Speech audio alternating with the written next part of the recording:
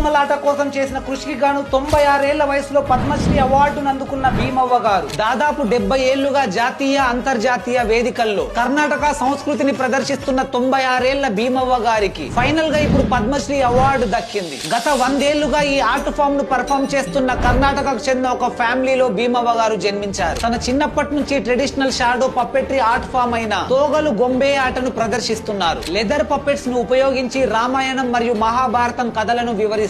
Rural art and folk traditions కనుమరుగవుతున్న ఈ రోజుల్లో ఈ వయసులో కూడా దాదాపు 12 దేశాల్లో తమ కళను ప్రదర్శిస్తూ తోలుబొమ్మలాటను ప్రజల హృదయాల్లో సజీవంగా నిలిచిపోయేలా చేస్తున్నారు. యంగ్ పీపుల్ కి కూడా ఈ ఆర్ట్ ఫామ్ లో ట్రైనింగ్ ఇస్తూ భారతదేశం యొక్క గొప్ప సాంస్కృతిక వారసత్వాన్ని సంరక్షించడంలో కృషి చేస్తున్నారు. అలా భారతీయ సాంప్రదాయ కళను ఏ ప్రయోజనం ఆశించకుండా కాపాడుతూ వస్తున్నారు. తోలుబొమ్మలాట పట్ల భీమవ్వ గారికి ఉన్న అసమానమైన నిబద్ధతను గుర్తిస్తూ భారత ప్రభుత్వం 2025లో పద్మశ్రీ అవార్డుతో సత్కరించింది.